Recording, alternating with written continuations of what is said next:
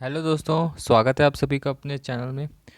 तो आशा करता हूँ दोस्तों आप सब लोग अच्छे होंगे और अपनी प्रिपरेशन जो है काफ़ी अच्छी कर रहे होंगे। ठीक है। तो आप लोगों ने दोस्तों कल आरआरबी पीओ मेंस का स्कोर कार्ड देख लिया होगा।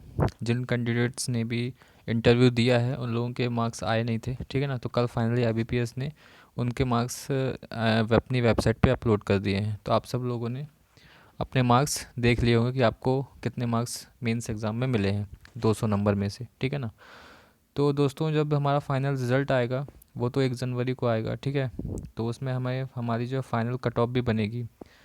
तो जो फाइनल कट ऑफ बनती है दोस्तों वो मेंस के मार्क्स और इंटरव्यू के मार्क्स दोनों को मिलाकर बनती है। और इनका जो रेशियो होता है वो दोस्तों 80/20 का होता है। मतलब मेंस के नंबर जो हमारे 200 में से मिलते हैं वो 80 नंबर में कन्वर्ट हो जाएंगे। मतलब 80 में से कितने मार्क्स हमें मेंस में मिल रहे हैं। और इंटरव्यू में जो हम मार्क्स हमें 100 में से मिलते हैं वो यदि हम 20 में से कन्वर्ट करें तो 20 में से कितने मार्क्स वो हमारे जाएंगे। ठीक है। तो चलिए इसका भी हम लोग एक कैलकुलेशन देखेंगे कि फाइनल का जो मार्क्स होता है वो कैसे कैलकुलेट होता है। और इसके आधार पर फिर फाइनल की कट ऑफ जो है वो आपका 100 में से बनेगी कि आपको 100 में से कितने नंबर मिनिमम चाहिए फाइनल मेरिट लिस्ट में आने के लिए। ठीक है। तो चलिए हम लोग एक समझते हैं इस चीज़ को कि कैसे आखिर आपका कैलकुलेशन इसमें होता है। ठीक है ना। तो दोस्तों जैसा कि आप लोगों ने 200 में से अपने मार्क्स देखे होंगे तो मेंस के जो मार्क्स आपको मिलेंगे दोस्तों मेंस के वो मिलेंगे किस में 200 में से। और इंटरव्यू के मार्क्स आपके होते हैं किस में 100 में से। अब इनका जो रेशियो होता है वो दोस्तों 80/20 का होता है। तो यदि 100 में से हैं 100 में से आपको जितने भी मार्क्स मिलेंगे आप उसका 20% निकाल लीजिए। ठीक है ना। तो यदि आपको मान लो 100 में से यदि आपको 70 नंबर मिल रहे हैं तो 70 का यदि आप 20% निकालते हैं तो कितने में हो रहे हैं 14 नंबर। मतलब आपको 14 नंबर इंटरव्यू में मिले। ठीक है। अब 200 नंबर का है। हमको यदि ये 100 में से मेंस एग्ज़ाम होता तो आप उसका सीधा सीधा 80% निकाल लेते तो आपका 80 में से आ जाता। लेकिन ये मेंस का मार्क्स हमारे कितने 200 नंबर में से हैं। तो 200 में से उसको 80 में कन्वर्ट करना है। इसका मतलब आपको 40% निकालना पड़ेगा। ठीक है ना। 200 का 40%। तो जो मतलब 200 नंबर का आपको 40% निकालना पड़ेगा। मतलब यदि आपको मेंस में यदि आपको 100 नंबर मिले हैं तो 100 का आप क्या करिए दोस्तों सीधे 40% निकाल लीजिए। तो 100 का 40% कितना होता है 40 ही होगा।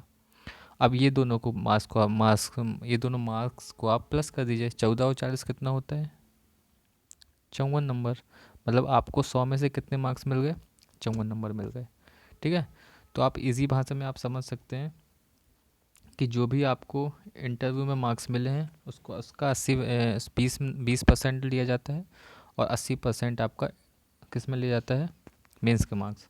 मतलब यदि आपको 200 में से कोई भी मार्क्स मिला है तो उसको आप 80% में कन्वर्ट करने के लिए क्या करेंगे सीधा सीधा उसका 2/5 कर दीजिए या फिर उसका 0.4 कर दीजिए। ठीक है ना। गुणा 0.4 कर देंगे तो आपका 80 में से मार्क्स निकल आएगा। और उसका इंटरव्यू का क्या कीजिए 20% निकाल लीजिए तो आपका 20 में से मार्क्स निकल आएगा। और दोनों को जोड़कर आप फाइनल मार्क्स निकाल सकते हैं। ठीक है। तो ये ऐसी कैलकुलेशन आईबीपीएस करता है अपने फाइनल मार्क्स को कैलकुलेट करने में। तो दोस्तों आशा करता हूँ आप लोग को थोड़ा सा बहुत समझ में आ गया होगा। ठीक है ना कि कैसे फाइनल स्कोर कट ऑफ यहाँ से बनेगी और फाइनल मार्क्स कैलकुलेट होंगे। ठीक है। तो आप लोगों ने अपने मार्क्स देख लिए होंगे तो आप अपने मार्क्स जो हैं आरआरबी पीओ मेंस के बता सकते हैं कि आपको कट ऑफ से कितना मार्क्स ऊपर मिला है। ठीक है ना। तो इससे आप लोग अपने फाइनल स्कोर का अंदाज़ा लगा पाएंगे कि आपको फाइनल वो हो रहा है कि नहीं सिलेक्शन। ठीक है। बाकी मिलते हैं दोस्तों नेक्स्ट वीडियो पे कुछ इसी प्रकार की चर्चाएं करते रहेंगे। तो आज के लिए इतना ही दोस्तों। धन्यवाद।